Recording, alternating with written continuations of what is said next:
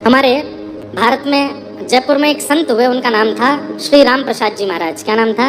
राम प्रसाद। इनके पिताजी जो थे, उन्होंने अपने पिता की मृत्यु देख करके संन्यास ग्रहण कर लिया, विवाह नहीं किया। अपने पिता को मरणासन अवस्था में देख करके उन्होंने सोच लिया कि मेरी माँ रो रही है, इसका मतलब है कि मैं कल को विवाह करूंगा और विवाह के बाद मेरे प्राण चले गए तो मेरी वजह से भी किसी को रोना पड़ेगा, मैं विवाह नहीं करूंगा। और इस कारण से उन्होंने विवाह नहीं किया। ध्यान से सुनिएगा। और विवाह ना करके सर्वगुण संपन्न होकर संपत्ति होते हुए भी केवल अपने पिता की मृत्यु देख के ऐसा वैराग्य आया, सब छोड़ करके भजन करने वन में चले गए। और इतना नाम जप किया, इतना नाम जप किया, 24 घंटे ठाकुर जी का नाम जप करते, राम जी का स्मरण करते, राम राम राम राम राम राम जपते रहते थे। कुछ ही महीनों में राम नाम का ऐसा प्रभाव हुआ कि एक क्षण के लिए इन्होंने अपने नेत्र खोले तो क्या पाया? साक्षात प्रभु श्री राम, श्री जानकी जी, श्री भरत जी, लक्ष्मण जी, शत्रुघ्न जी, श्री हनुमान जी, समस्त राम दरबार इनके सामने प्रकट हो गया। इन्होंने जैसे ही ठाकुर जी को प्रणाम किया, राघव जी को प्रणाम किया, राम जी बोले हम केवल 2 शब्द बोलेंगे और बोल के अंदर ध्यान हो जाएंगे, ध्यान से सुनना। बोले जी भगवान आज्ञा करें। विवाह करो। बोले नाथ ये कैसी बात कह रहे हैं, मैं तो आपके संग रहना चाहता हूँ। अरे मुझे संसार में नहीं रहना, ले चलिए अपने साथ। इतने में तो ठाकुर जी अंतर ध्यान हो गए। क्या बोल के गए? विवाह करो। खूब ढूंढा, ठाकुर जी नहीं मिले। अब तो इतने परेशान हो गए, अब कहाँ जाऊं। घर परिवार में ज्यादा लोग थे नहीं, लौट करके आए और आकर के अब बस सोचने लगे कैसे करूं। ठाकुर जी कह के गए विवाह करो। ब्राह्मण थे। कितनी अद्भुत कथा है कि इनके घर तो कोई आया नहीं, तो ये ब्राह्मणों के घर जाते और जाके उनका द्वार खटखटाते। वो कहते अरे अरे आओ आओ आओ भैया, बैठो विराजो। हमने सुना था कि आप पिताजी की मृत्यु के बाद वन में चले गए थे भजन वजन करने, सोचा था विरक्त होकर, पर अभी सुना कि आप तो वापस आ गए लौट के। बोले हाँ आ गए। कहिए क्या बात है? बोले हम बस ये पूछना चाहते थे आपकी पुत्री है क्या? तो कहते हाँ है। तो उनका विवाह हो गया? बोले विवाह तो नहीं हुआ, हम अच्छे हैं वर हमसे ब्याह कर दो आप। खुद ही जाके अपना संबंध देते सबको। 2-4 ब्राह्मणों ने तो उनको भगा दिया। बोले ये कैसी बात करते हो, खुद ही आके बोल रहे हो हमसे ब्याह करा दो। और बोले मैं कैसे समझाऊं कि मुझे ठाकुर जी ने आज्ञा दिया कि ब्याह करो और बहुत समय लगना नहीं चाहिए। एक बार ऐसे भ्रमण करते करते एक ब्राह्मण के यहाँ पहुंचे और जाकर के बोले आप देखो, पहले ही हम आपको बोलते हैं, हम बहुत मार खा चुके हैं, बहुत पिटाई खा चुके हैं इस बात के लिए, लेकिन हम स्पष्टता से आपसे भी पूछ लेते हैं, मारिएगा नहीं हमको मना कर देंगे, हम चुपचाप चले जाएंगे। आपकी पुत्री है? बोले हाँ। ब्याह हो गया? बोले नहीं हुआ। हमसे कर दो, हम योग्य वर हैं। तो ब्राह्मण इतने प्रसन्न, मतलब भावुक हो गए इनकी बात। बोले कैसा देखो, इनका दुर्भाग्य ही कह सकते हैं, माता पिता है नहीं परिवार में कोई, खुद ही जा रहे हैं कि मुझसे ब्याह कर दो। और वो ब्राह्मण रीझ गए, उन्होंने अपनी पुत्री का विवाह उनसे कर दिया। उनके जो प्रथम संतान हुई उसका नाम उन्होंने राम प्रसाद रखा। क्यों? क्योंकि राघव जी की आज्ञा से ही दाम्पत्य जीवन में प्रवेश किया, ये संतान भी उन्हीं की कृपा से हुई है, तो इसका नाम राम प्रसाद है। राम प्रसाद नाम रखा। जयपुर में रहते थे। बहुत ध्यान से सुनिएगा। हमारे जयपुर में वृंदावन के सप्त निधियों के प्रथम ठाकुर विराजते हैं श्री गोविंद देव जी। तो जयपुर में इनका जन्म हुआ श्री राम प्रसाद जी। तो राम प्रसाद जी गोविंद देव जी के मंदिर जाते थे। अब इनकी दर्शन वर्शन में तो रुचि कम थी। गोसाई जी के 2 बेटे थे, वो राम प्रसाद जी की उम्र के ही थे। मंदिर में इतनी भीड़ होती नहीं थी, 2-4 लोग दर्शन करने आते थे। गोसाई जी के बच्चों के साथ राम प्रसाद जी खेलते थे। तो इनके मन में क्या भावना थी कि गोसाई जी के 3 बालक हैं, 2 तो मेरे साथ खेलते हैं और एक ये मुकुट उकुट पहन करके, पीताम्बरी पहन के सामने खड़ा रहता है, ये खेलने नहीं आता, ये खड़ा ही रहता है यहाँ पे। तो राम प्रसाद जी ऐसा सोचते, कभी कभी मेरी माँ भी बहुत ज्यादा सुंदर बनाती है तो मुझे घर से नहीं निकलने देती। बोले बगल वाली की नजर लग जाएगी, सामने वाली देख लेगी, भीतर ही रहे। तो हमें लगता है गोसाई जी के ये छोटे लाला हैं, इनको बढ़िया पीताम्बरी पहनाते हैं, चंदन वंदन लगा के, काजल लगा के, पगड़ी पहना देते हैं तो कहीं नजर नहीं लग जाए, इसलिए ये खेलने नहीं आते। पर ये राम प्रसाद जब भी जाते थे गोविंद देव जी के मंदिर, गोटी खेलते थे। तो ठाकुर जी को देख करके कभी कभी बोलते थे तुम भी आ जाओ, तुम्हारे दोनों भैया तो खेलते हैं, तुम भी खेलो, तुम्हारा मन नहीं करता खेलने का? फिर वो दोनों बच्चे भी, वो भी गोसाई जी के पुत्र भी छोटे से ही थे, उनसे कहते ये क्यों नहीं आते? तो वो बच्चे कहते ये नहीं आते, इनको रहने दो, चलो हम खेलते हैं। गोटी खेलते थे। एक बार गोसाई जी के दोनों वो बालक अपने नानी के घर चले गए घूमने गर्मियों की छुट्टी में। राम प्रसाद जी का रोज का नियम था, दोपहर में गोटी खेलने आते थे। आज गोटी लेकर के आए। जब तक वो दोनों नहीं आते थे अकेले खेलते थे। आकर के अकेले खेलने लगे। देखते देखते बोले बहुत देर हो गई, आए नहीं।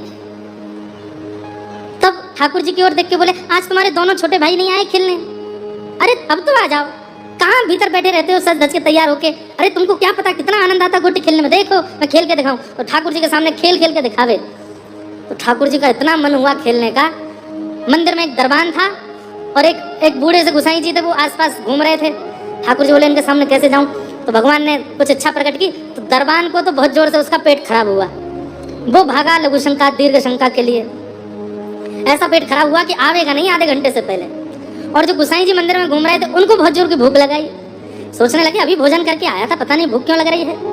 वे वापस मंदिर के पीछे अपने घर चले गए। पंडिताइन से बोले भोजन बनाओ, भूख लगी है, बड़ी जोर की भूख। अब मंदिर में कोई नहीं। इतने में ही ठाकुर जी ने, जो ऐसे खड़े रहते थे, बंसी तो रखी अपने फेंट में, हाथ वाथ सीधे किए और एक छलांग मार के आ गए नीचे। और आकर के बोले रोज मुझे परेशान करता है, रोज आकर के गोटियों से चिढ़ाता है, चल तेरे तो बहुत बड़ा खिलाड़ी बनता है, मैं खेल के दिखाता हूँ।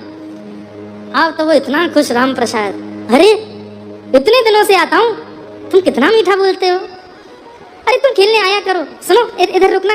बोले क्या हुआ, तुम कितने सुंदर हो, तुम्हारे नेत्र, तुम वहाँ खड़े रहते हो तब भी सुंदर लगते हो, लेकिन अभी नीचे आए तो कितने अच्छे लग रहे हो।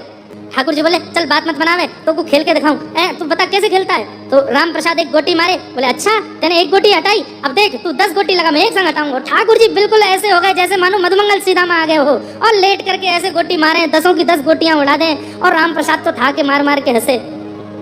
बोले भैया गुसाई जी के दोनों बालकों से बढ़िया तो तुम हो, अब उनके संग नहीं, मैं तो तुम्हारे संग ही खेलूंगा। ठाकुर जी मानो अब ये भी सोचते जा रहे हैं धर्मान और गुसाई आवे उससे पहले पहले खूब खेले ठाकुर जी, झिक्के खेले। लेकिन राम प्रसाद तो उनकी झांकी देखता रह गया। बार बार जाके उनका हाथ पकड़े।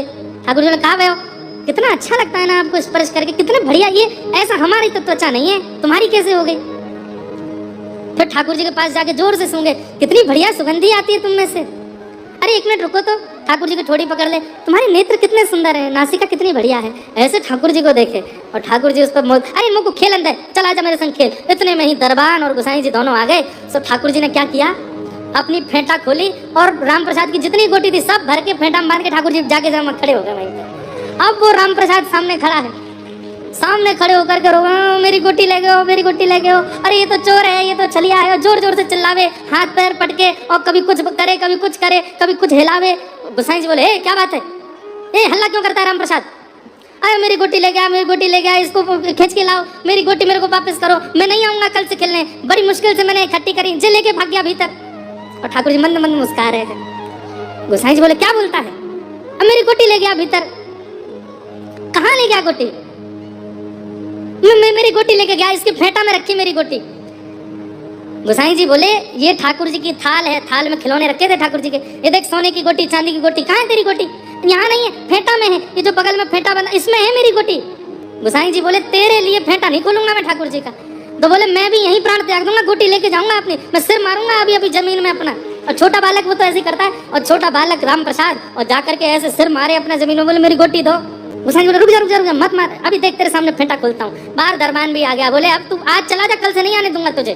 चिल्ला रहा है, जिद कर रहा है, खोल तो गुसाई जी आप फेंटा। और जैसे ही गुसाई जी ने फेंटा खोला, कड़ कड़ कड़ कड़ करके सारी गोटियां उसमें से गिर गई, नीचे फैल गई। ठाकुर जी की सोने चांदी की गोटियां हैं, वो तो सामान्य गोटी, उसको हमारे यहाँ कंचा बोलते हैं। गुसाई जी बोले ये तो राम प्रसाद तू ही खेलता है ना इनसे। बोले हाँ मैं वही तो कह रहा हूँ, मेरी गोटी वापस करो। और वो गुसाई जी के हाथ कांपे, पैर कांपे, और वो ठाकुर जी की ओर देखे, बोले राम प्रसाद भीतर आके फेंटा में नहीं बांध सकता। हे नाथ ये आपकी कोई लीला है क्या, ये आपकी कोई कृपा है क्या। इतने में ही श्री गोविंद देव जी मंद मंद मुस्का गए, हल्की सी झांकी गुसाई जी को दिख गई, आहा जय जयकार करने लगे, श्री राधा गोविंद देव की। अरे ये तो खेल के रसियां हैं। और राम प्रसाद को गोटियां दे करके हृदय से लगा लिया। बोले भैया अब सही सही बताते ने क्या अनुभव किया। बोले ये कूद के नीचे आए थे और ऐसे लेट लेट करके गोटी खेल रहे थे, 10-10 गोटी एक साथ उड़ा रहे थे, ऐसा कर रहे थे वैसा कर रहे थे। गुसाई जी के तो नेत्र पुलकित हो गए। जाके उनके माता पिता को ये बात बताई, बोले कि तुम्हारा बालक सामान्य नहीं है। माता पिता बोले वो तो हम जानते हैं कि सामान्य नहीं है, तुम पर जरूर कोई भगवत कृपा हुई है, क्या कुछ अनुभव हुआ था क्या पूर्व में। तब उनके पिताजी ने ये रहस्य बताया कि मैं तो विरक्त हो गया था, मुझे राम जी ने आकर के कहा कि 2 शब्द कहे ब्याह करो, तब मैंने विवाह किया, इस बालक का जन्म हुआ, तो राम जी की कृपा से वंश बढ़ा, इसलिए इसका नाम राम प्रसाद। तब उन्होंने सब बात बताई। बोले गोविंद देव जी इसके साथ खेलते हैं। ऐसे श्री राम प्रसाद नामक भक्त हुए। फिर धीरे धीरे उनको कथा में रुचि, आचार्यों में रुचि, फिर ठाकुर जी की उन्होंने एक बार झांकी देख ली, फिर अपने आप ही उनका खेल कूद से मन हट गया, फिर वो भजन में भक्ति में लग गए। गोविंद देव जी को खूब रिझाया और रिझा रिझा करके खूब श्री गोविंद देव जी के साथ आनंद किया। ऐसे भक्त रामदास।